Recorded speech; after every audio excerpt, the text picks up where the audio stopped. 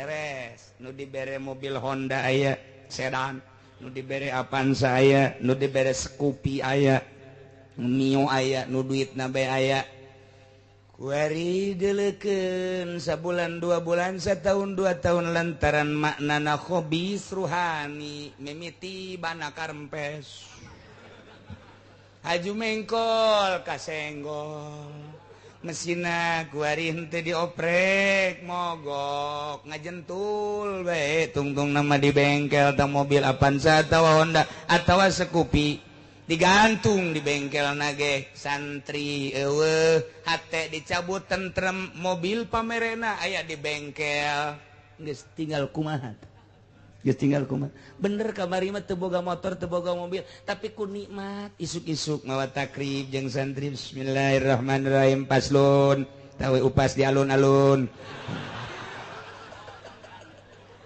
ku tenang teh ngaji jeung santri padahal mah teu boga motor teu boga naon dan setengah 12 kayak lula si santri si kiaina udangkeun ka pamajikanna ke jam 12 udangkeun mandi mah salat Allahu akbar bisa qobliyah bisa ba'diyah tas dohor ngaji deui motor teu boga dibere duit henteu tapi hate sugih ka bina-bina paeh sorga tapi ieu kuari motor boga mobil boga dina otak dina dada sakumaha aya nu ngahalangan katentreman ibadah teh katenangan ibadah dicabut yakin jasa dicabut sebab aya hobis ruhani boro-boro eta lamun keur caritakeun kawalian bae jelema geus diangkat jadi wali aya bae takaburan setik nikmat salat eueuh nikmat ibadah eueuh aya bae kuari teh ria nikmat dicabut komo datang ka hobis ruhani mah ngadahar salah nginum salah ngomong salah moal aya nikmat ibadah gitulah iya khabis ruhani la yastawil khabis wa thayyib walau ajabaka kasratul khabis sanajan ngapoharakeun ngabitakeun loban haram tetep bae teh akur haram jeung halal urang lain dititah lobana tapi dititah teh neangan anu halal nu bagus lantaran lain jang poya-poya jang kelancaran hirup di dunya wal akhirah. Nah iya bejakan Muhammad takur hobis baik hobis jasmani maupun hobis ruhani jeung thayyib baik thayyib jasmani maupun thayyib ruhani kumaha lamun kieu bae atuh kiai ayeuna mah dibere duit ku atuh teh 30 juta ku ari pake munggah haji pan munggah haji mah eta mah urusan thayyib atawa diumrohkeun bae atuh ku atut ku ari mah atawa ku presiden atawa ku sahabat ieu mah ye nu latar belakangna teh eta berbagai-bagai kepentingan pilkada teh pilgub teh atawa kandidat naon bae diumrohkeun pan umroh mah ibadah ngaduit nah model kos kitu kumaha tak kiai tak kumaha Bismillahirrahmanirrahim. Ia mah pertanyaan bagaimana hukumnya buat rumah di tanah orang. Sementara yang punya tanahnya tak jauh dan tanahnya ditanami padi, ditanami kebun. Gimana hasilnya bila dijual dan dimakan? Hukumnya kalau dipakai ibadah bagaimana hasil panennya sebab itu tanpa ada izin dari yang punyanya itu tambah hukumna gosob nyen imah di tanah batur pepelakan di nu batur ngaranna gosob eta maling. Jadi doraka seumur-umur hasilna mun dipakai salat ku urang urusan fikih masah lantaran fikih masyarat jeung rukun doang secara zahir wuduna kemudian atuh salatna ngan secara batin mah eta wallahu a'lam. Lantaran beteungna eusina meunang maling cicingna ge di tempat surga maka surga ngandikan nerakakeun heula doraka maling. Nama saya Muhammad Sarko, Kediri, Jawa Timur. Mau bertanya, saya sering diomongin orang yang kurang baik dari diri saya di tempat kerja, juga keselamatan yang bukan dari saya, kesalahan yang bukan dari saya dilimpahkan ke saya. Pertanyaannya, apakah dengan baca sholawat bisa jadi obat sakit hati saya, Kiai? Oh, iya mah disebut katuduh maling cekolot baheula mah. Jadi teu salah tapi dianggap salah. Maling dianggap maling baheulana kajen ku kumaha ge ieu sok diuk di bedak lawang ieu budak ge. Atak teu meunang kolot baheula ulah sambarangan nya tah ieu. Teu salah dituduh salah, teu maling dituduh maling. Eta teh jadi hari dizolim soal babacaan babacaan anu mantak ngalengitkeun ka panyakit kos itu teh mah urusanana urusan hate kudu ditarima ku tauhid. Sakabeh perkara ge ja anu ngurusanana Allah, hirup urang, sehat urang, gering urang, nu ngurusan Allah. Wallah geus dicatet di Lauhil Mahfuz lahir anjeun. Maraneh kabeh wahai manusia, sehat maneh, kawin maneh, rezeki maneh geus dicatet ka paeh-paeh geus. Obat tina babacaan aya ge maca sholawat mah supaya hate leuleus, geus leuleus hate engke bisa jadi nemah. Lobakeun maca sholawat sapoe sapeting 4444. Mun teu bisa sapoe sapeting saminggu 4444. Mun teu bisa mah 444 bae. Mun teu bisa mah 44 bae. Mun teu bisa mah 4 bae atuh. Ulah henteu teuing bae. Okas urang maca Quran kuduna mah sapoe sapeting hatam. Mun teu sapoe sapeting saminggu sakali hatam. Mun teu saminggu sakali atuh wayahna bae sabulan sakali mah. Atuh henteu teuing mah kos urang we kabehan sataun. Aya nu henteu sataun sakali. Kadele beungeut harenteu kabeh ya mah.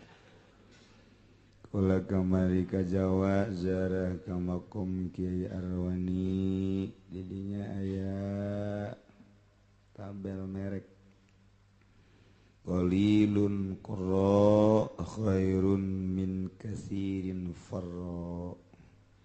Mun cek bahasa urang mah maca Quran saeutik ge kajeun leuwih bagus daripada loba henteu. Urang mah pan hayang nama loba tapi henteu. Eta ditulis dina makomna qalilun qurra khairun min katsirin farra. Sebab Kiai Arwani mah sapoe-sapeting khatam Al-Qur'an qabla dieuna kos abuya Cidahu. Urang mah teu boro-boro hatam sapoe-sapeting macana ge mana ikhfa mana ikhlas mana izhar mana guna geus teu nyaho ngaran-ngaran aja. Makharijul huruf teu puguh kaluarna ti sungut si eta mah teu puguh mana kitulah tak kajen teuing tapi urang sabisa-bisa baca bae. Misalna aki-aki geus leuh aing-aing ngaji ka Serang ieu bisi jadi imah baik bisa baik kajian pahili gitu dan asa ulah disapai keran bae nukos gitu mah ngaji na disapai ke ongkoh sod jeung sin pahili ulah jangan nu sorana kurang penting ngeunaheun ulah sok didengung-dengung antaran besi aya nu nyeri huntu di gigireuna tambah cager pandayana maca Quran teh ngeunaheun kurang kadengena suarana makhrajna pas nikmat boro-boronya nu maca urang nu ngadengikeun geuna aya nu maca Quran teh jang nyana doang ulah jang ceuli batur sorana masyaallah sakumaha kaleng kurupuk ngagodomra teh kudu digunggurah make pentil kadu eta tereh sama kos itu maka terenggesan terakhir bagi Kiai mohon penjelasan boleh apa tidak sebelum azan salat 5 waktu kemudian baca innallaha malaikatahu yusholluna 'alan nabi dan baca sholawat nabi sekian terima kasih dari hamba Allah sepatan azan mah geus ulah maca-maca nu kos kitu langsung azan bae mesti kudu maca innallaha wa malaikatahu teu kudu maca sholawat langsung bae dur tongtrong bedug azan Allahu akbar ulah sok nyieun-nyieun maca sholawat bae engke bae mantes azan sorangan bae ulah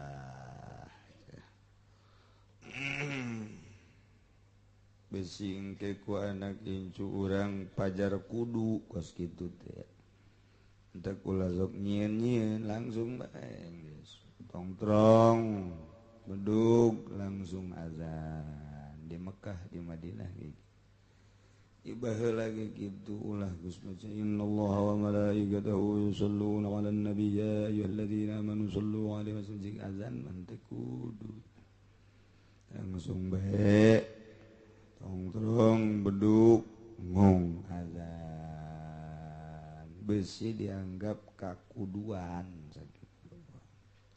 untuk maca lalaunan bae kadang ku ceuli sorangan bae udah disapai keras para jamaah kaum muslimin wal muslimat rahimakumullah alhamdulillahirabbil alamin teu karasa urang waktu ayeuna urang geus dincak di tahun baru Islam ialah bulan Muharram jatuh tanggal hijina lamun ngitung tanggal nu jitu make hisab qat'i kitabna kitab Sulamun Nayren anu geus ditasih ku para ulama di dunia lain make hitungan Amerika Inggris jeung Belanda nyalirukeun tata hitungan kehitungan falak Turki ulama-ulama Turki falak Baghdadi Irak kaya termasuk Sulamunairen di urang khususna umumna di unggal nagara jatuhna pada hari Sabtu tanggal hiji Muharram jatuh pada hari Sabtu Sabtu Minggu Senin tanggal 10 bulan Muharram adalah hari Senin aya nu nanggalkeun Minggu wallahu alam hisabna nu jelas kula ngitung mun make hisab Islam perjalanan bulan tetap Sabtu mun make perjalanan perhitungan kafir nah ieu adalah jatuhna Minggu kula pribadi nanggalkeun Sabtu jadi di poe tanggal hiji Muharram eueuh raramean dina Islam khaliful yahuda cek Kangjeng Nabi sulayaan ku anjeun kebiasaan-kebiasaan orang Yahudi harita bukna kitu dikakatuhukeun ka dieu Kangjeng Nabi kakenca begitu neuleuh Kangjeng Nabi ganteng jasa dikakencakeun Yahudi nurutan dikakencakeun Kangjeng Nabi dibelah gitu neuleuh Kangjeng Nabi ganteng atuh deuk dikamamanakeun ge nu ganteng mah ganteng bae dikakatuh kakencakeun ge atuh ai beungeutna beungeut encek mah encek bae tah Kangjeng Nabi ditaluturkeun dibelah ku Yahudi neuleuh Kangjeng ganteng Kangjeng dikatukangkeun ditaluturkeun ku Yahudi Kangjeng dibotakan otak aing jak Kangjeng Nabi. Naros sahabat kok tuan beda-beda sih tantuan teh. Oh jak Kangjeng Nabi khaliful Yahuda. Kudu beda aranjeun kabeh jeung Yahudi. Ulah alakur teu beres Yahudi mah ulah diakur. Tuh gitu Kangjeng. Kitu keneh orang-orang Yahudi mah tersepen miara kumis, tersepen miara janggot. Yahudi paling benci karena janggot. Kangjeng Nabi dipiara janggotna. Piara terus. Sahabat naros kunaon make janggot dipiara ya Rasulullah khaliful Yahuda. Sulayaan ku anjeun Yahudi. Yahudi mah datang ke akhir zaman moal resepen miara janggot. Mandak sunnah bagi umat muslimin ulah muslimat masing ada muslimin doang bicara mah pugu aja kalepasan ngomong nyana disunahkan bagi muslimin muslimat untuk memelihara janggot cak muslimat kumaha ieu kiai kapohan ngomong eta malum lah kiai bayaran janggot. Duh, cenah kiai ayo lain teh hayang nyare janggot jeung lain teh nyaho. Nyai janggotna aya 3,5. Lain janggot akar huntu. Huntu akaran keluar. Oh masalah. Sakitu diberena ku Allah 3, 4, 5, 11 tetep bae. Kajian saeutik asal panjang. Sugan bisa pakai namun orang dahar nyelap yang pakai eta tah gitu ya tah eta cukup Kangjeng Nabi mah khaliful Yahuda geus sakit ulah sok dibundang bae Yahudi manda kula mah teu tertarik ka zaman kuari nu teu puguh dalilna Muharram dirame-rame untuk membandingi tahun baru Yahudi, tahun baru Kristen teu nyahoeun dalilna, teu ngaji nu bener. Sabenerna sok ulama-ulama nu baraheula aya ngarayakeun satu Muharram. Oh. Eta mah hanya mahasiswa can kebal teh mah hanya untuk membandingi masa tahun baru Kristen, tahun baru Yahudi dirayakan tahun baru kita tidak. Atuh eueuh perintah hadis mana Quran mana nu marentah teu kula diondang ku sababaraha urang bohong aing teu aing mah embung bae deuk jantun yatim bae tapi ulah merayakan tahun baru ta eta teh jijieun ibadah nu teu mendasar mahasiswa teh mah hanya kapanasan khaliful Yahuda kajeun nyana-nyana urang-urang kudu urang marah ramean ya, lain tanggal 1 hari raya Idul Fitri ramekeun ku silaturahim hari raya Idul Adha ramekeun ku masjid tah nu ngomong hewan henteu masjid nya tah aya aturan-aturanna masyaallah ulah sok kapanasan akibatna urang ngabandingi terus sistem pendidikan dia dibandingi ngabandingi orang terus ngalelep kehendak nyana nu utar atuh. Kuari pendidikan di Indonesia nu ngendalikeun adalah Kristen, Yahudi. Sabaraha poin ieu pendidikan Islam nu diterapkeun di SD, di SMP, di SMA. Saeutik-eutik acan. Teu bisa dibandingi urang nyeun pendidikan khusus Islam ulah berbau-bau Kristen dititahna kumaha majelis taklim madrasah sok gerak teman-teman pendidikan pondok pesantren moal eleh kajendeun ku kumaha asal percaya diri ti mimiti amil apa aya di sekolah amil moal aya tanya keluaran YIN atau UIN ku ari mah tanya dokter Andasna sini loh Pak Guru sini, ada apa? Amil ada berapa? Amil ada berapa? Paling ngajaknya di kampung saya ada 1.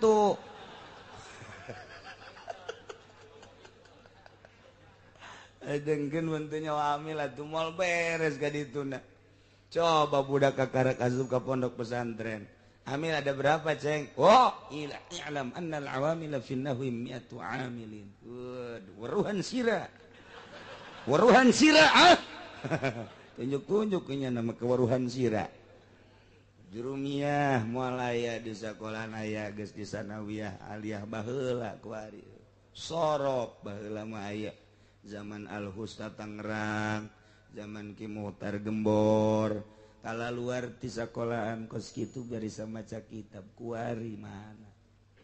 Diakui pendidikan kos kitu teh formal bisa ngaji, bisa baca kitab Sapinah Riyad takrib di Araji tinggal nama di Tangerang ada Al-Husna tinggal sebuah nama mana kuari kualitas kula keur leutik ngadenge Al-Husna hebat tapi kuari mana di tengah-tengah kota Tangerang pendidikan anu mengarah kada Islam hancur akibat kompetisi nyana merasa kalah ulah ngarasa eleh terus mana di sekolah nu ngaji alfiyah sedangkeun teu ngaji alfiyah baca kitab ujianna kadangena ge garihal ulah disangka hebat eta bangsa doktor Andas ceramah kadang ku santri aing mah macana ge belu tah bahasa mana tah belu tah belu aing mah ngade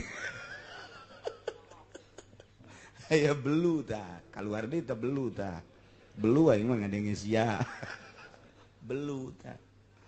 Tuh, komo datang ke ilmu mantik. Taruhlah mantik mah aya di universitas. Aya sistematika filsafat, aya ideologi filsafat, aya macem-macem. Eta teh mantek teh. Tuh, kemudian bilagah mana dia aja nu mantak kesel ngadenge ceramah jeung pidato na jelema nu teu ngaji. Di pasantren lawan sababna teu dikemas, teu dirapih-rapih. Bahasana make ilmu bilagah iraha ngomong nu rendah iraha ngomong nu kuat iraha ngomong anu naon kitu ngaranna lalaunan iraha ngomong nu keras iraha ngomong kudu bahasa intelek iraha ngomong kudu bahasa eta Kangjeng Nabi kapanggih jeung tukang tani ngobrol tani kapanggih jeung tukang perang ngobrol perang kapanggih jeung tukang-tukang urusan-urusan mager ngobrol mager oh kapanggih jeung ngawinkeun korma cek Kangjeng Nabi atuh teu kudu dikawinkeun ge meureunnan buahan ieu cek tukang korma sakumaha adat buah korma tangkal korma mun teu dikawinkeun teu buahan cek Kangjeng Nabi antum a'lamu bi umuri dunyakun urusan dunia maneh atuh nu nyarah mangga teruskeun atuh cek Kangjeng Nabi teh selalu pas bilagah diatur supaya sesuai jeung muqtadal hal. Ieu mah di lembur ngomong, waduh situasi dan kondisinya lain. Bagaimana ya mereka itu kok begitu? Beliau memang begitu. Cek nini si aing diajak ngomong kos gitu kumaha ya. Waduh. Ini sudah keadaannya kurang konfrensif ini. Waduh bagaimana ya? Nyana nanya, aing konfrensif aing gitu nyaho coba. Nyana ge nu ngomong teh nyaho mengidi koran doang. lah situasi hayang disebut hebat lain gitu nyampai ke Iraha teh kudu intelek nyana ceramah di itu di hotel jeung WTS berarti di hotel mah tuh ya bahasa di itu namun ke Inggris atau kudu bahasa Inggris disesuaikan gitu itu cenah kiai mah bahasana Sunda bae aing mah becusna Sunda. Los jeung aing teu ngajakan ngaji kanu bahasa Jawa, bahasa Maluku khusus jeung urang Sunda doang. Geus sakitu bae, sia milo teh sabodo sia tah mah. Aing sakitu ge diondang bae, embung-embung ge teu bisa tah jan alasan aya. Teu bisa bahasana geus. Kunaon ada kumbung-embungna aing ceramah ngareupan bangsa bintang. Embung aing mah. Naon atuh moal bisa diceramahan ya emang nyana mah nyana bae. Nama lain endek maksud ngadengikeun urang titah milu ka nyana modal Kiai Golkar ajur nanti kos gitu bisaeun dinasehatan ku kiai atuh moal bupati mah aya ge kiai supaya miluh ka urusan kabupatihan ada yang kucil sia goblok sia kos kitu tah mantak atuh deuk naon dinasehatan ai ka dieu mah berarti deuk ngaji carekan sia ku aing ngaji aing ka ditu teh hayang aing sabira dibere duit 3 juta 5 juta atau Scoopy paling ya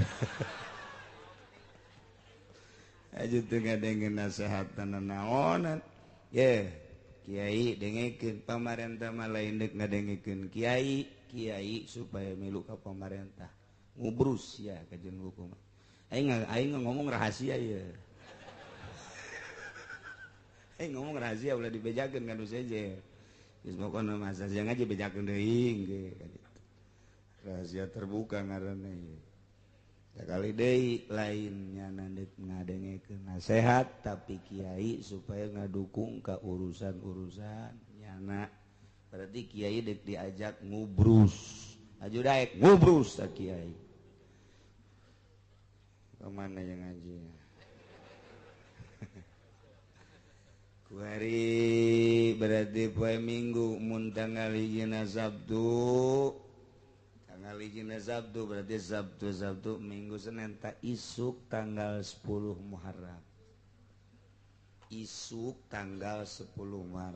besi di lembur lah cenah urang mah deuk Minggu bae sabodo ieu mah keur nyaritakeun kula begitu dihitung melalui falak diakurkeun jeung ahli-ahli falak nu sejen nu jitu lepina Sabtu Besidik Minggu sabodo masing-masing guys ulah ngomongkeun goreng nu minggu hitung nu bener make hitungan naon selama make hitungan nang ulama pasti Sabtu wajen teuing di Pandeglang di Serang Jawa Timur Jawa Tengah pasti Sabtu mun make ngitungna make kitab ulama kecuali make kitab bule los nah ini teu ganggu ka sia bae ka ditu tanggung jawab ge di akhirat sia make kita bule rumus sakos gitu.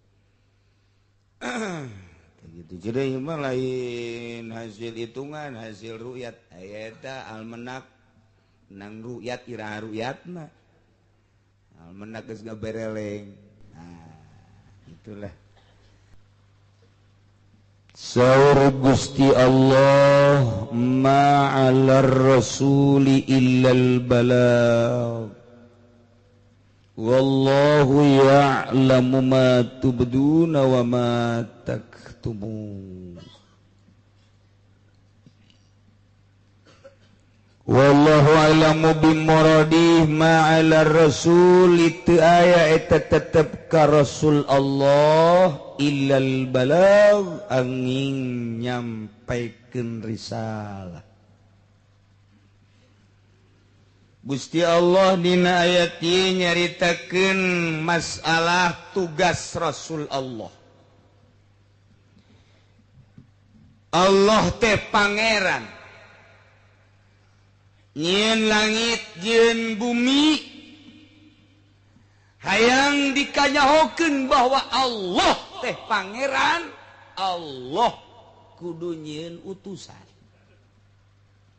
setelah nyieun manusia Gusti Allah jangannya hoken ke manusia bahwa pangeran teh Allah na iyalah Allah nyen rasul-rasul ini miti zaman Kangjeng Nabi Adam Nabi Idris, Nabi Nuh, terus ke belah dina sampai ke Kangjeng Nabi Daud Sulaiman, terus ke Kangjeng Nabi Musa, terus datang ke Kangjeng Nabi Isa, datang ke Rasul terakhir ialah Kangjeng Nabi urang, Kangjeng Nabi Muhammad sallallahu alaihi wasallam.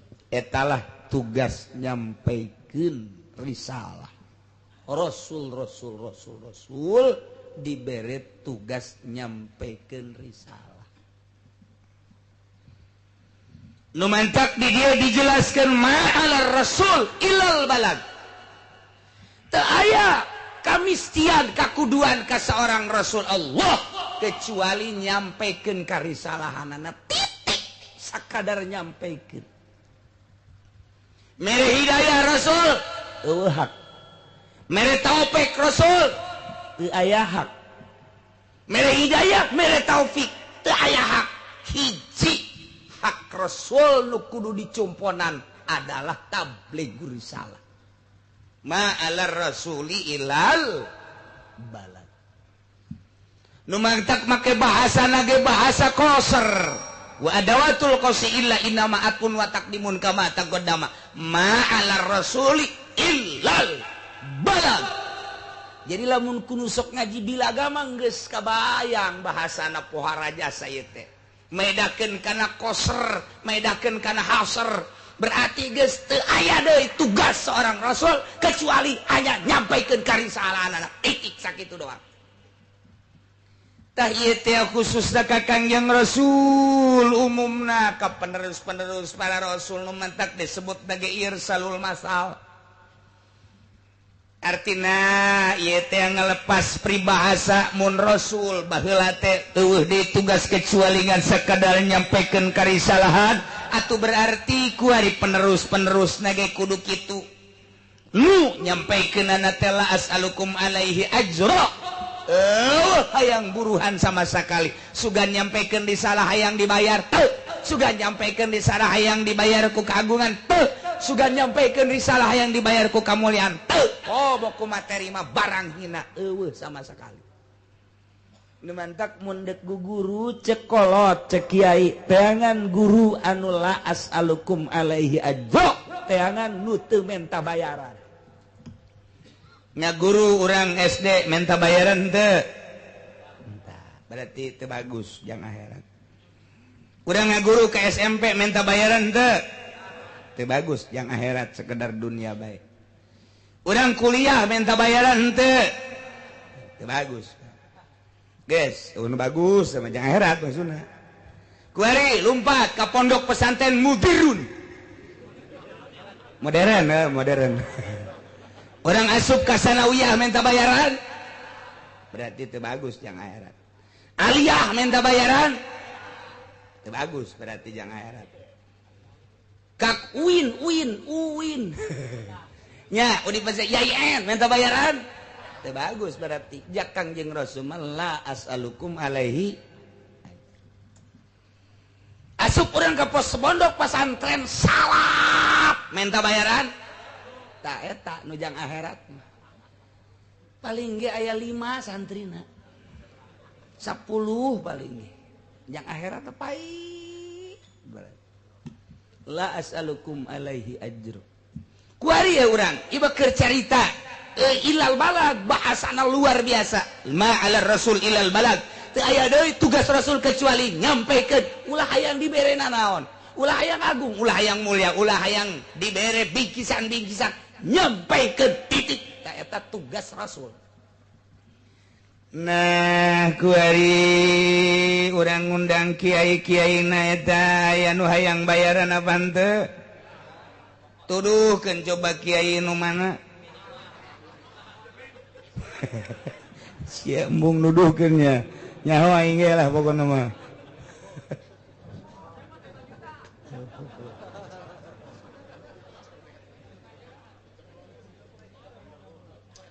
Moal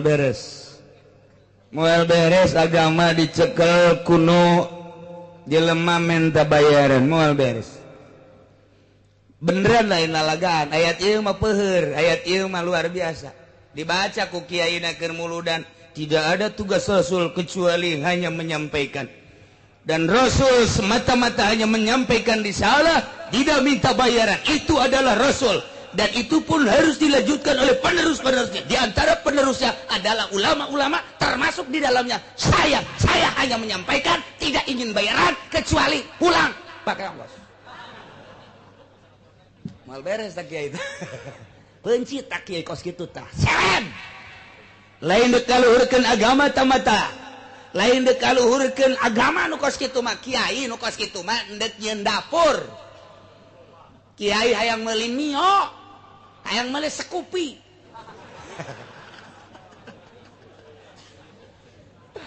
aduh masyaallah ieu keur carita hancur-hancuran agama teh kos kieu ieu lantaran kiaina nu ngancurkeun agama Kristen moal ngancurkeun agama Islam Buddha moal ngancurkeun agama Islam nu ngancurkeun agama Islam mah adalah orang-orang Islam piring tilok pasentrok jeung kekenceng tilok piring mah jeung piring deui nu mantak eta Ki Hairun baheula hebat ceramahna gedang hepe manan hepe ku baturna ieu ya moal aya gedang hepe kagencet ku nangka moal aya gedang hepe kagencet ku gedang deui berarti kiai ngancurkeun agama kiai jeung kiai deui gedang hepe manan hepe ku batur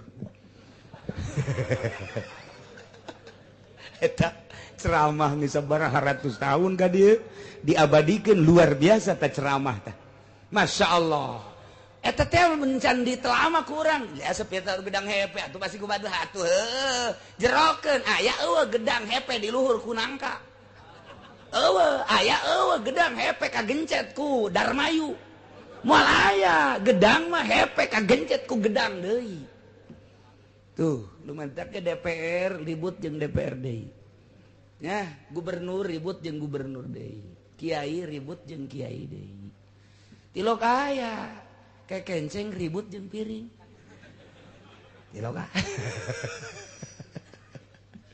malar rasuli illal balagh teu aya tugas seorang Rasulullah kecuali nyampaikeun karisalahanana aya ila balagun lakum tegese kecuali nyampaikeun karanjeun kabeh timimiti nyampaikeun soal ilahiyah ketuhanan kemudian syariat-syariatna kupas supaya disampaikeun ku para rasul ari balag-balag teh naon balag teh isolul makna finafsi nyampaikeun makna ka jero hate biasa ni suratil abdi make bahasa anu rapi yakni make dalil bejakeun Muhammad bahwa pangeran teh aing ngaranna Gusti Allah bejakeun Muhammad lamunnya nanyakeun eta pangeran Allah ieu bahwa Allah teh khalik naon dalilna bahwa pangeran teh Allah bejakeun kitu dalilna aya dadamelanana dadamelanana teh langit jeung bumi teu kaharti kitu mun aya dadamelan eueuh nu ngadamelna bejakeun tugas Rasul nyampaikeun eta bejakeun ku ari Muhammad ka jelema-jelema anu geus iman ka aing bahwa aing teh pangeran bejakeun aing mere syariat Islam hiji ieu teh kudu syahadat 2 salat 3 puasa 4 zakat 5 munggah haji bejakeun Muhammad dibejakeun ku Kangjeng Nabi rukun iman aya 6 bejakeun Muhammad rukun Islam aya 5 bejakeun tah tugas Kangjeng Rasul ngabejakeun eta ka umatna Kangjeng Rasul na 14 abad anu silam parantos pupus dicandak ku Gusti Allah dilanjutkan ku para sahabat teger la as'alukum alaihi ajr perang sekalipun aing mah semata-mata deuk nyampaikeun nuturkeun Kangjeng Rasul hirup agama sahabat sirna dilanjutkan ku para tabiin sarua masih hanet keneh cak tabiin la as'alukum alaihi ajra aing mah deuk kembangkeun agama nyampaikeun pangeran teh Allah deuk nyampaikeun rukun Islam rukun iman dilanjutkan haneut ku tabiin terus dilanjutkan ku atba tabiin der kuari aya di TV One dakwahnya nama ke udeng-udeng, dakwahnya nama ke pakaian necis, dakwahnya na dipapageun ka unggal daerah, dakwahnya na ka unggal kota, dakwahnya na ka unggal kampung. Wah, make tarif. Pakai tarif ya teh DP 2 juta. DP dakwah 2 juta. Motor ge kuaringan 500 DP. Dakwah 2 juta. Mahalan dakwah ya. Ijeng motor, bahkan kuari mau motor aya nu teu make DP acan. Tah, ieu mah geus make DP. Pulang kudu 15 juta, aya nu 20 juta. Masya Allah, minimal 5 juta. Tak ieu deuk dakwah ngadakwahan saha jeung bakal kumaha agama ka hareupna. Kieu lah kehancuran agama teh. Lantaran henteu nuturkeun ma'alar rasuli illal balag. Mendek abah kolot kula didoyong kadadengikeun bae ai nyurah. Lamun maneh dikersakeun jadi kiai, aju ngaji ka unggal majelis salim atawa ka unggal masjid, atawa maneh diundang tukang ceramah, titip mun maneh beki rokok naon mawa di imah ulah sok menta di tempat ngaji. Mun maneh beki ngopi bawa kopi berikut jeung termosna. Mun nu ngaji dagang kopi sia di ditu. Eta pohara jasa. Kunaon eta? Lantaran ngabuleudkeun dakwah dek ngaji ulah sok kitu nyieun riweuh ka urang ditu. Ieu mah masyaallah datang ka ditu ada teh manis yang gede, teh manis. Beres teh manis, kopi. Beres susu. Rokok dan lain sebagainya. Riweuh teh lain deuk dakwah tah kos kitu. Mawa sorangan mun beuki kopi, mawa sorangan mun beuki ngarokok sorangan. Mun kira-kira lapar manehanana ulah ngaharepkeun ngariung di ditu di imah dahar heula atawa di jalan asup warteg heula. Tulis bae bon kebikeun ka ditu bonna.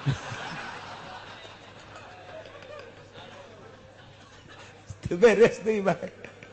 Jadi kuari mah kiai teh ngariweuhkeun batur. Endeu kumahan rapna tu dakwah teh ma'alar rasuli illal balad. Tuturkeun ieu irsalul masal. Terus selanjutnya. Insyaallah hirup agama kajen kokoba. Di tengah-tengah pareumna agama kuari ngadenge urang ngeri jasa. Geus eueuh hiji nagara anu kuat make aturan-aturan Islam Timur Tengah di mana Islam diturunkeun di ditu Saudi Arabia pangheulana hancur. Kemudian disagedengan eta geus 57 negara tinggal Iran, Yaman anu kuat. Irak geus dibombardir sekalipun secara politis menang tapi kan keberadaan negara kuari porak-poranda. Libya hancur. Ya kuari teh negara mana anu masih mempertahankan Al-Qur'anul Karim. Lain Qur'an anu teh hebat, lain Allah henteu erek kadukung. Tetapi manusia-manusiana sebab innallaha la yughayyiru ma biqaumin hatta yughayyiru ma bi anfusihim. Jelema-jelemana ieu anu buang kawara. Ini miti secara struktur di organisasi teu beres. Kemudian kuari secara politik na ieu itu birokrasi geus teu cereug. Secara perorangan anak kiai jeung kiai adu kekuatan. Kiai jeung kiai silih omongkeun, kiai jeung kiai, ustad jeung ustad tinggal Amerika Yahudi yang serikeun. Mantep jasa, geus tinggal ngagejeg bunga jegurna bae. Dibaca, didengungkeun, tapi persatuanana henteu aya. Ketika orang nyaritakeun persatuan, inget ka Gus Dur, bersatu dalam kelompok apa? Bersatu dalam organisasi apa? Bersatu dalam wadah apa? Urang teh ngan saukur ngomong mari bersatu, tapi dikodisikeun henteu. Di mana urang deuk bersatuna tuh? Lamun urang salap atuh nyieun persatuan pesantren salap. Geus ulah aya pesantren salap jeung modern pesantren bae geus. Sebab eta memisahkeun, engkena adu kekuatan deui bae. Islam ngahiji di satu wadah, mantep. tak kudu nama kos gitu di bawah satu pimpinan. Indonesia di bawah satu pimpinan, misalnya saya Haji Nasir, mantep. Geus tinggal diganti ke nyana kos negara deh, tapi ieu mah Islam. Aya di urang mana organisasi, mana NU buktina. Tapi NU na ulah nusok di talian ieu nih. Di kaluar. Cau. Cau. Geus ditarik we. Oe. Atuh nu kos kieu masal di Paraban di Kombongan ngising di dinya kieu di dinya. Geus poho ka anak buah ka ditu kumaha perkembangan NU. Nah iyalah urang nasib urang teh kos kieu kuari mun urang ningali internasional hancur, kuari ningali negara urang aya mah aya Muhammadiyah, aya NU jeung aya organisasi-organisasi nu lain, tapi kan henteu ngahiji urusan lebaran bae Muhammadiyah kieu NU kieu kunaon teu bisa dihijikeun pan Qur'anna eta keneh hadisna eta keneh iyalah na gedean hulu doang antara Muhammadiyah jeung NU buktina kos kieu mantak naon dihijikeun ieu teh nagara urang ulama sinikeun kos kitu Qur'anna mun ditanya eta hadisna mun ditanya Bukhari Muslim eta sia nyembah ka ka Allah tapi kunaon teh dihijikeun ieu sebuah negara kunaon eta gede hulu sebab kopeana nomor 25 gede hulu Masya Allah dek nuturkeun nu gede hulu teu ente kula mah inget bae ngaji sia palak kula keur ngaji di Garut ge ngaji heula nyelangkeun marah eta abah marah geus ngaji dites geus dites aya kaciklekan setik ngaji deui sia marah ngaji deui beres dites deui seuri gas cukup kunaon gitu cukup cekel engke mah moal beres ya diurang eta bukti kuari hasil daripada digalakan kita ngaji ke tengah-tengah masantren ngaji heula meureun ieu ka hareup bahaya ngomong deui lain sakali besi di ka Mekah kanung arora kuari gegeuraan kuari sababaraha kali almarhum ngomong kos itu emang kunaon gitu engke mah loba babalai hese engke mah loba tapi hese engke mah loba nu ngurus tapi hese sababaraha kali tanyakeun ka hampir-hampir jelema geura kuari ka Mekah engke mah hese bener bae waiting list 2 tahun 3 tahun 4 tahun kuari nunggu sampai 8 tahun kuari mah aki-aki mah bisa ngan saukur Mekah setahun modar cenah ayo siam kumaha Masya Allah leuwih-leuwih ti diundi zaman baheula ieu sebuah negara Indonesia mantak doakeun atuh kula supaya jadi presiden ye ngaminan aing ijazah ge teu boga sia kunaon rindu aya ngrarapi insyaallah hese jasa ngailah ma'alar rasuli illal aya rasul kecuali nyampaikeun risalah disampaikan ku Kangjeng Nabi man taqwallahu ya'lamu ma tubdun wa ma taktumun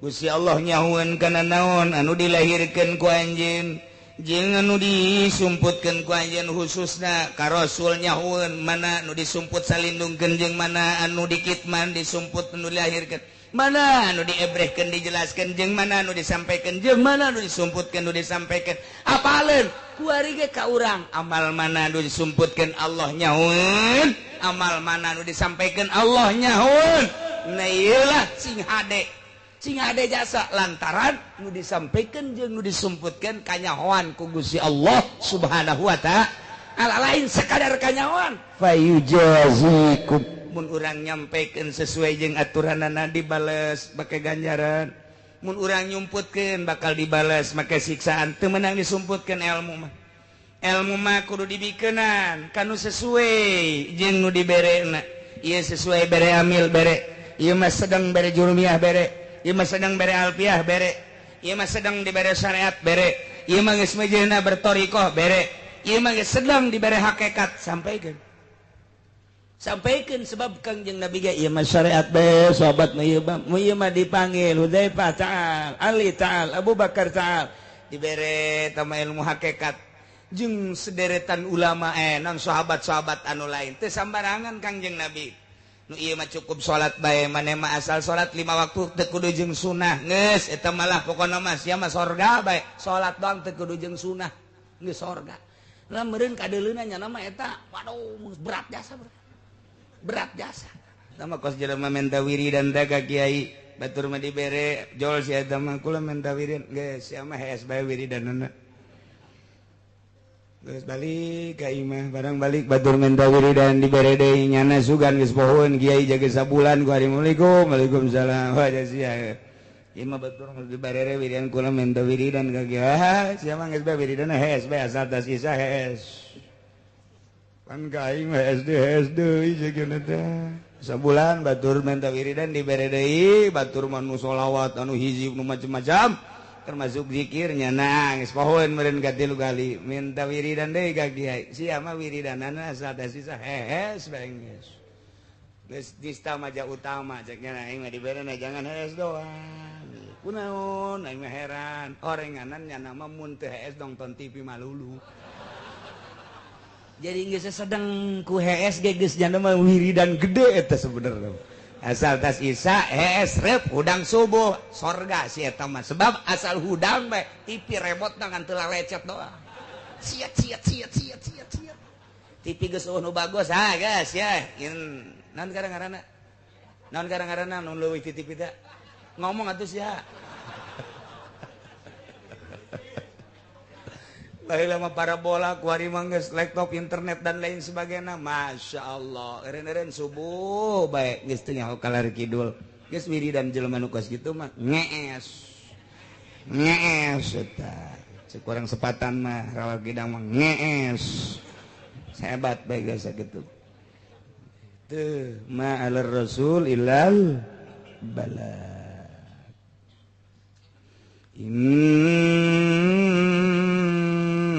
Allah qul la yastawil khabithu wat-thayyib walau a'jabaka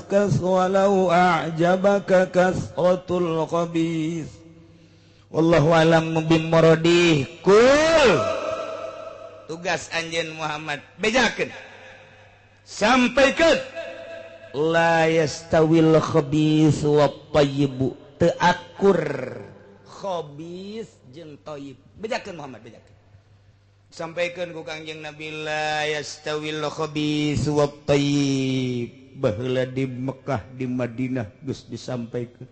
Datang suarana ka Mesir, ka Irak, ka Iran, ka Yaman Timur Tengah datang ka Eropa, datang ka Australia, datang ka Indonesia. Kuari ku urang kadenge Muhammad bejakeun ka ahli-ahli Cilongok, ka ahli-ahli Pasar Kemis, ka ahli-ahli Cikupa, ahli Balaraja, Sepatan, Serang, Pandeglang, khususna Banten, umumna malah anu halaladir ngararaji be di dinya sanajan ngajina handapeun tanggal Ambon mad.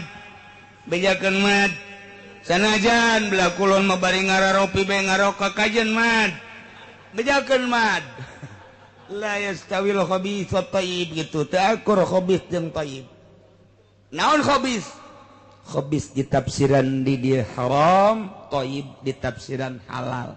Bejakeun Muhammad ka umat anjeun teu akur kitu haram jeung halal. Beda. Ke jurusanana haram mah neraka, halal mah surga.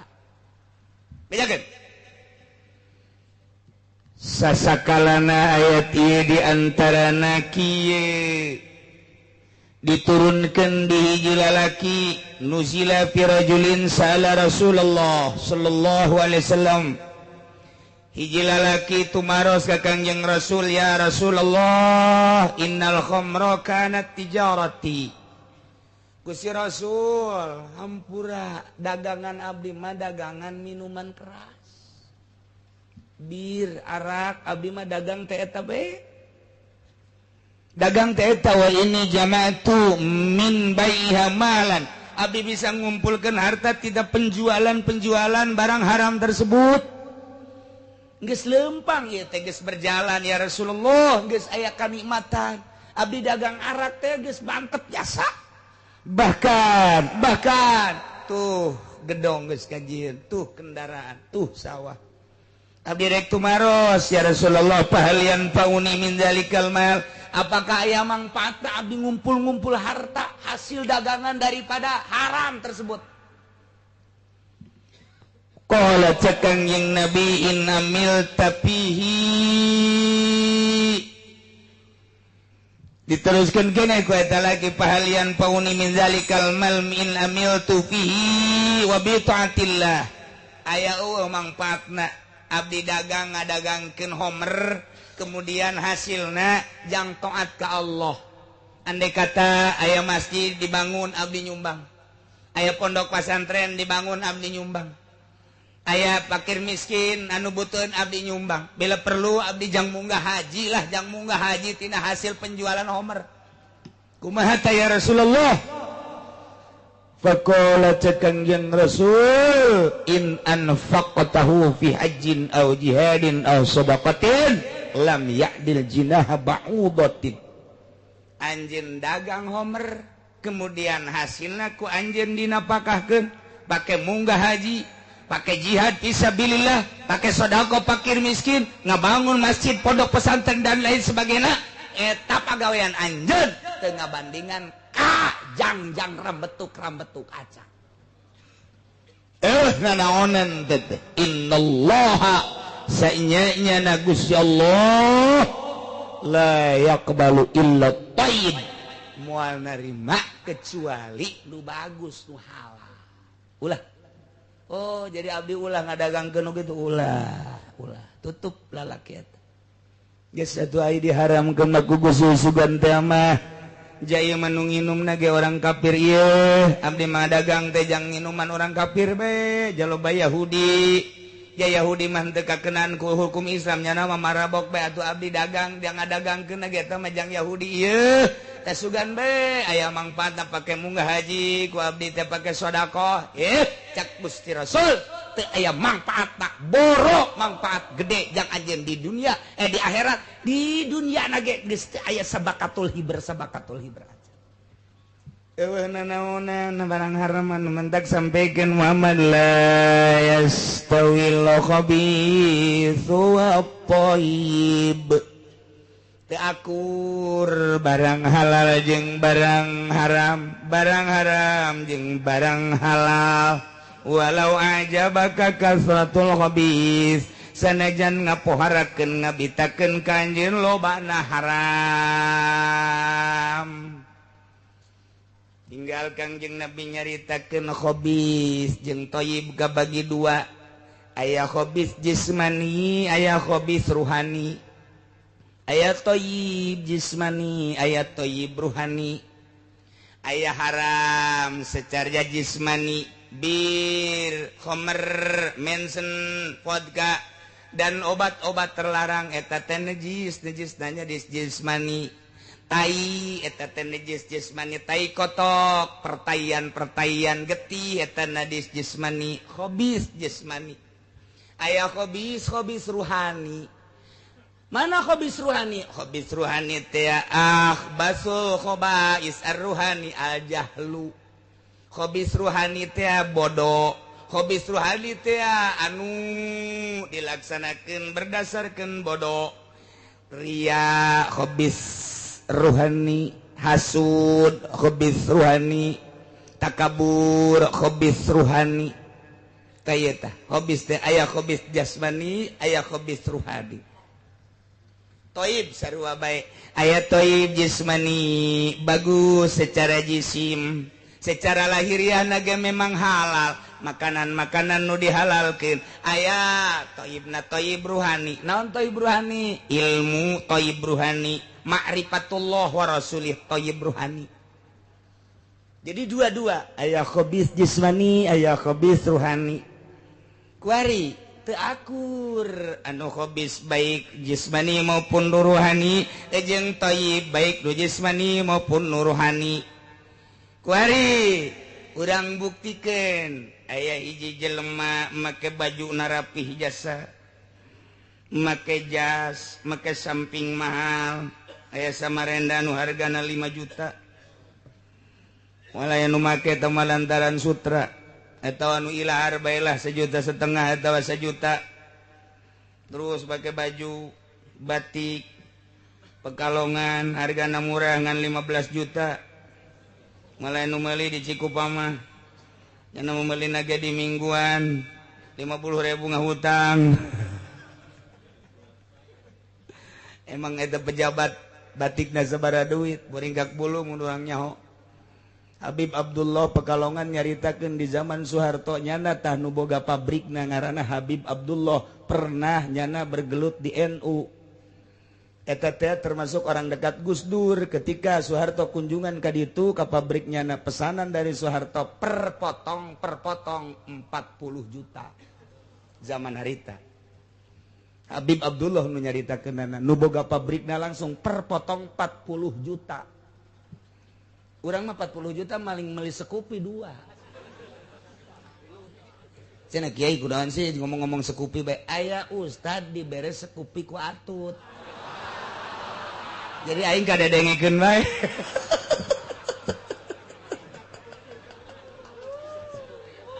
Masyaallah. Tah, kuari make baju anu luar biasa. Make jas.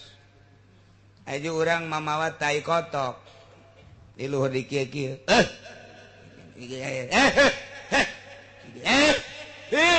Oh sia teh najis. Dipaksa kurang di kitu-kitu. Ayo. Dikenakeun ku urang ka baju jas tang. Goblok sia tolol sia. Mun kira-kira pejabat eta bisa diseret ta jelema teh. Bisa diadili eta. Namun jelema sugih doang marah aing teh hayang geus wauh jeung sia goblok sia nganajisan aing marahna antep kadaek lantaran ieu pakaian dinajisan atawa awak urang dinajisan pasti marah urang kajen kukumaha ge ieu khobis jismani tapi ketika dar bae didatangan khobis ruhani ngobrol urang jeung nyana bagaimana perkembangannya ya udah soal pilgub gimana? Ya biasa-biasa dah. Hasilnya bagaimana? Itu sebetulnya padahal sudah banyak yang dikeluarkan oleh Atut. Iya termasuk Kiai Anu. Kiai ada. Coba panggil sini. Kiai, kemarin nggak dukung Atut mood. Emang Kiai diberi duit sabaraha? Scoopy.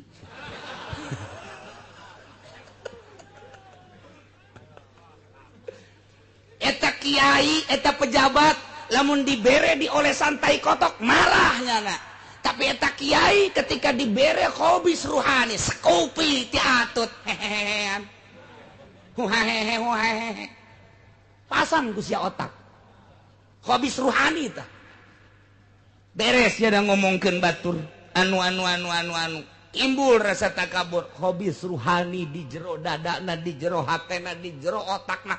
Pinu teu pernah nyana teh ngalengis.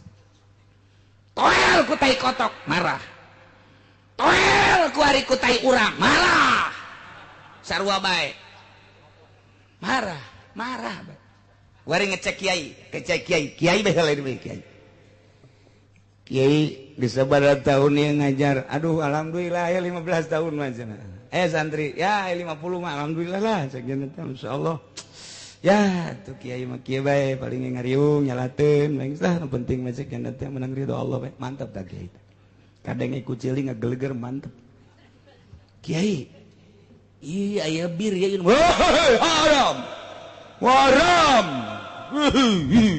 haram teman bo iya hampura kiai kula boga ieu aya 2 stik mah naon eta ektasi haram mun kiai make ektasi tolol haram tamang gos kitu mah teger keneh tak kiai ngaharamkeun teger keneh tak kiai ngaharamkeun cek bae kiai kuari boga motor teh henteu lah teu kudu cek henteu boga motor lah ya sok dijemput henteu mah kiai aya motor murah lah asal make DP bae kredit sabaraha emang kreditna ya DP na ngan 500 ka kiai mah teu kudu geus lah asal aya KTP bae geus teu naon boleh oge jak kepentingan kiai lumayan nanti Kiai mantep lah geus pokokna mah jangan ngariung nyalateun ka silaturahmi ji bener oge nya heuh tah diangsongkeun ku nyana KTP-na eta hobis ruhani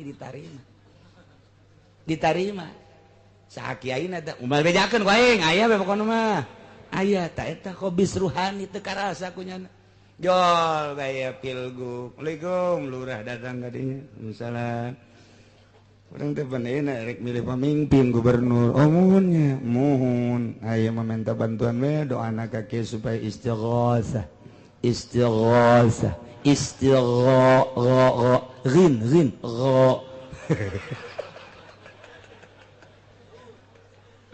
je bener oge nya atuh aju kumaha pengkondisian atuh ayang ke ti atut istighosah teh lamun peuting sapeuting dibayareun 300 engke jan biaya-biaya nu lain ka kiai mah geus sakali eta aya 2 juta mah geus istighosah lamun dek gede-gedean aya bangsa 10 juta mah ji lumayan oke eta mah ku kiai dek digunakeun kumaha bae nu penting mah ti ditu aya 10 juta bae kita mah ku kiai dek dibayakeun 5 juta gitu mah ku kiai bae nu penting mah ngadoana mah istighosah rin istighosah guys tenanawan dicokot duit istighosah nah iya hobis ruhani teu karasa hobis ruhani baca ku sia kitabna hobis ruhani keur jelas-jelasan ieu dibere bir mah haram dibere ekstasi haram dibere kitu BK haram diberi riayat haram diberi kredit mah ya boleh lah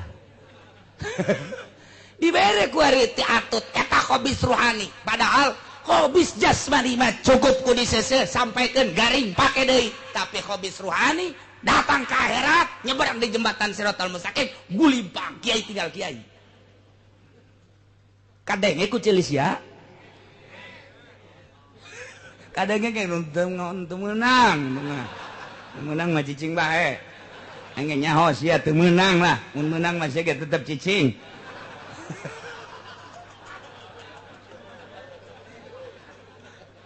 hobis ruhani ya Allah ya Rabbi awas aya hobis jasmani aya hobis ruhani encan riyana encan takaburkeun bae eta mah urusan ahli tasawuf ieu mah masih kena pikih keneh hobis ruhani lain lalagan ya kos kieu mulai geus kuari beres pilgub santri teu bartah di pondokna nyanana henteu tentrem datang deui konsultasi ka kiai nu rada luhur Waalaikumsalam ye ja kiai muhun naon tuh kiai henteu aya naon ngan ieu kunaon meureun barang mantas pilgub hiji eueuh katenangan jeung eueuh katentreman nomor kadua santri ciling cincat bae ieu teh ji naonnya coba kiai Jepang istikharohankeun teu beunang ku kiai di istikharohan janyanana tatadina henteu blak-blakan kieu kitu mungkin eueuh tatadina 50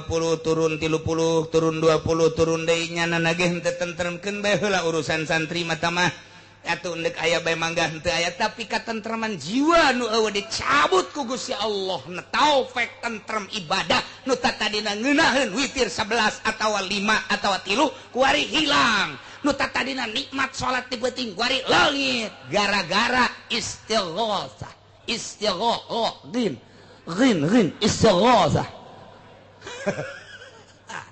hanya 10 juta jeung sekupi hiji cabut ku Gusti Allah naon eta hobis ruhani asup ka jero awakna geus puguh baheula di zaman Golkar sabaraha kiai anu terbunuh ku Golkar terbunuh karamahna terbunuh maunahna terbunuh daekna terbunuh leuleuina terbunuh kakiaianana hancur ku Golkar lain Golkarna tah hobis ruhani nu nyulusup ka jero awakna berat ieu mah ta ieu la yastawil khabith wa tayyib cukup Gusti Allah ngita ka Kangjeng Nabi Muhammad sampaikan kul bejakeun ka urang Cikupa ka urang Pasar Kemis ka urang Blalaja ka urang Serang urang Pandeglang urang Rangkas Betung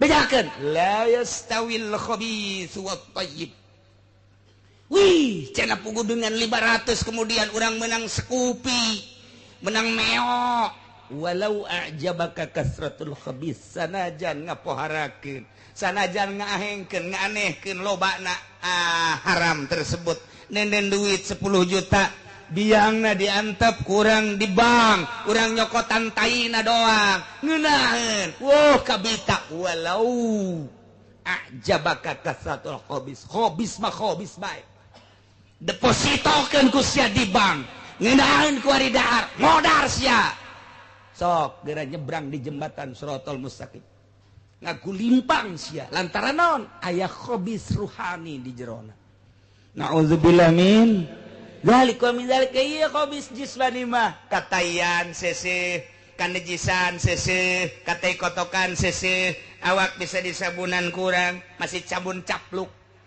beres selesai selesai guys mun kana hulu atuh make kitu naon kitu ngaranna sun silek lah orang Amerika ieu aing mah teh izin ngomongna aslina bahasa kos kitu ja tah geus beres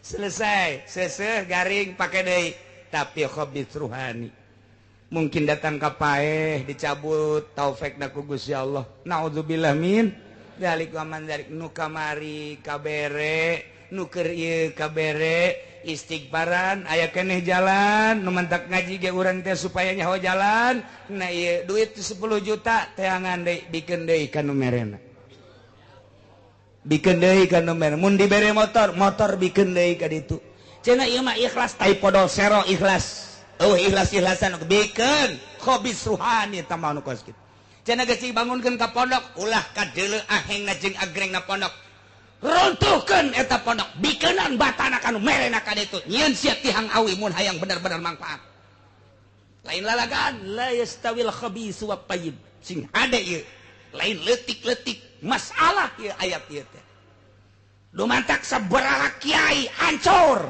khabis ruhani nyurusup ka jero teu karasa dibere ku camat teu karasa dibere ku bupati teu karasa dibere ku kandidat teu karasa set nyulusup istighfar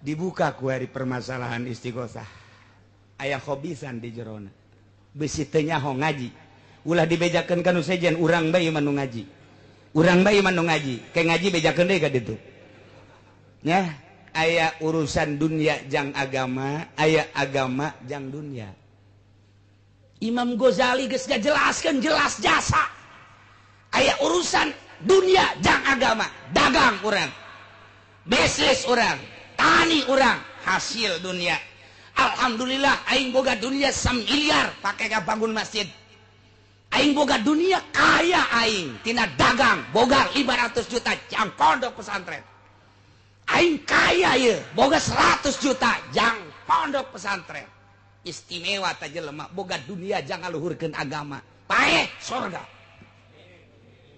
kuari tibalik agama jang dunia agama jang dunia yuk urang maca sholawat nabi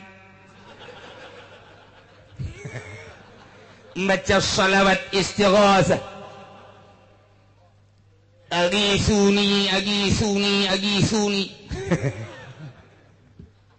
dan lain sebagainya urang istighosahan panggil kiai panggil ustad panggil santri dibiayaan beristighosah ibadah tata istighosah jang atut istighosah jang WH istighosah jang lurah istighosah jang partai gerak modal marakas ya kahartin teu supaya ngerti ya aing ye aing teu keras ya teu ngerti bego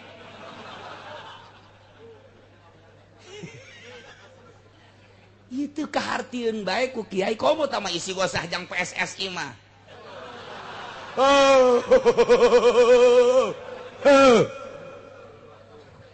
tah dengekeun tah aya dunia dipakai istighosah jang akhirat surga aing boga jabatan ieu mumpung aing keur ngajabat ku aing dek dibangun agama yuk ku aing dek didorong kiai supaya aya kemudahan jabatan aing jang agama sorga menggunakan fasilitas jang agama nyen strategi jang agama aya anu ngabangun gereja teu ditanda tangan ku aing aya anu ngabangun pesantren tanda tangan ku aing sorga eta keur carita ngagunakeun jabatan wewenang wari aing boga dunia jang masjid hasil dia dagang aing mah dagang jang agama jang masjid jang pondok pesantren jang fakir miskin sorga dibalikeun kuari istighosah salawat nabi urang istighosah yasinan jang naon kelangsungan seseorang jangan langsungkeun jahna jangan langsungkeun mauna neraka masyaallah mantap inggis muringkak bulu jakulang muringkak bulu kok teu bisa maca kadinya-dinya acan baca tafsiran la yastawil khabithu wat thayyib aya dunia pakai agama aya agama pakai dunia ulah sambarangan tah sing hade nu mantap Allah maha uninga sing hade tadi geus dijelaskeun ma alar rasul illal balag ieu keur nyampaikeun ieu ieu teh penyambung lidah daripada Kangjeng Nabi sampaikan hul bejakeun haji uci kusia ka jamaah bejakeun la yastawil khabis wat thayyib teu akur khabis jeung thayyib bejakeun cek jamaah alhamdulillahirabbil alamin balik ka imah aya nu datang deui Waalaikumsalam ye itu mana kula tidinya di Jati cenah teh itu naon di tas ieu duit bisa di pimpinan kula Golkar cenah kumaha atuh aya ditarima bae atuh teu kerenteuna bae atuh masalah ieu mah ikhlas ieu mah nitip bae di dieu doana doang ieu mah masalahna sabaraha duit teh aya 15 juta mah Scoopy mana menteng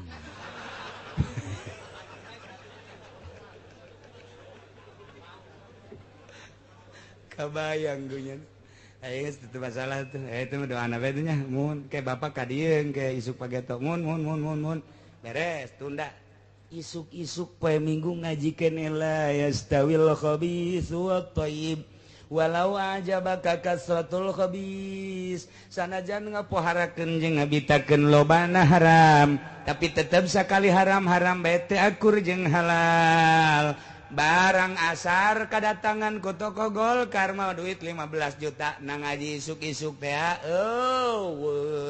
bahkan peutingna malam Senin diajak istighosah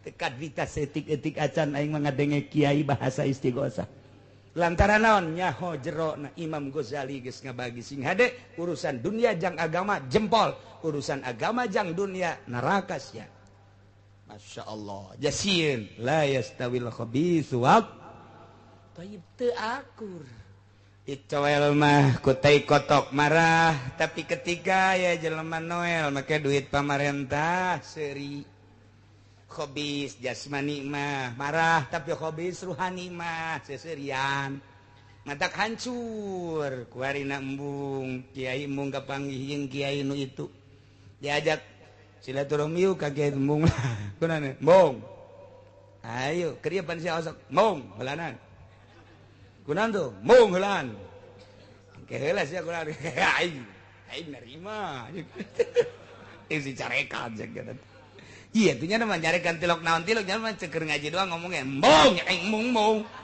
kayak bae lah pokoknya mah beres nu dibere mobil Honda aya sedan nu dibere Avanza aya nu dibere Scoopy aya Mio aya nu duitna bae aya kuari deleukeun sabulan 2 bulan setahun 2 tahun lantaran maknana khabis ruhani mimiti bana karempes Haju mengkol kasenggol mesina kuari henteu dioprek mogok ngajentul bae tungtung nama di bengkel tang mobil Avanza atawa Honda atawa Scoopy digantung di bengkel nage santri dicabut tentrem mobil pamerena aya di bengkel tinggal kumaha bener kamari mah teu boga motor teu boga mobil tapi ku nikmat isuk-isuk mawa takrib jeung santri bismillahirrahmanirrahim paslon tawe upas di alun-alun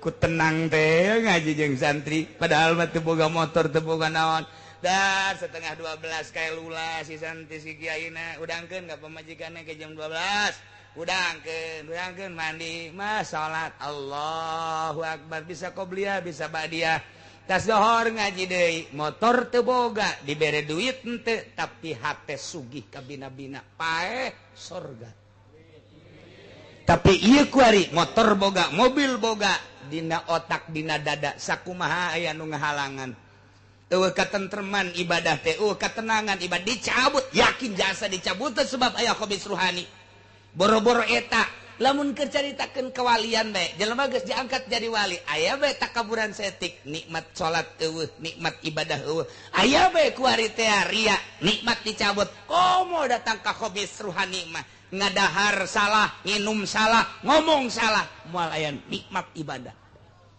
gitulah iya khabis ruhani la yastawil khabis wa thayyib walau ajabaka kasratul khabis sanajan ngapoharakeun ngabitakeun lobana haram tetep bae teh akur haram jeung halal urang lain dititah lobana tapi dititah teh neangan anu halal nu bagus lantaran lain jang poya-poya jang kelancaran hirup di dunya wal akhirah nah ieu bejakeun Muhammad teh akur khabis baik khabis jasmani maupun khabis ruhani jeung thayyib baik thayyib jasmani maupun thayyib ruhani kumaha lamun kieu bae atuh kiai ayeuna mah dibere duit ku atuh teh 30 juta ku ari pake munggah haji pan munggah haji mah eta mah urusan thayyib atawa diumrohkeun bae atuh ku atut ku ari mah atawa ku presiden atawa ku sahabat ieu mah ieu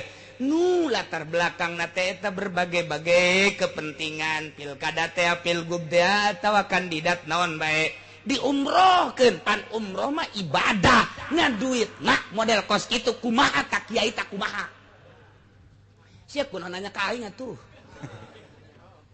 jol be qaidah an-nafsi idza tahaqqaqa ma'al mu'arid fala ayat tahaqqaqa bidunihi aula tuh usul fikih datang masyaallah mentak bae kabuka kurang hiji perkara dilaksanakeun tahakkuk ma'al mu'arid babarengan jeung nu ngalawanan kayaning sekna umroh dibere duit daku duit nukos ka itu ala ayat tahaggogo bidunihi aula bagusan keneh teu umroh bagusan keneh teu munggah haji bagusan keneh teu boga mobil mun dipaksakeun ka ditu tunggu tanggal maena lantaran di jerona aya muarid eta khabis ruhani aduh cenah kiai goreng geus umrohna kumaha ye atuh puguh lah mending menta DB kitu 2 kali iya sia gantung sih aku aing sih. Iya urang dek ngalalempengkeun diri melalui ayat Quran teu kudu loba-loba hiji basa hiji ayat la yastawil khabisu wat thayyib can anggeus ieu teh wallahu a'lam. Allahumma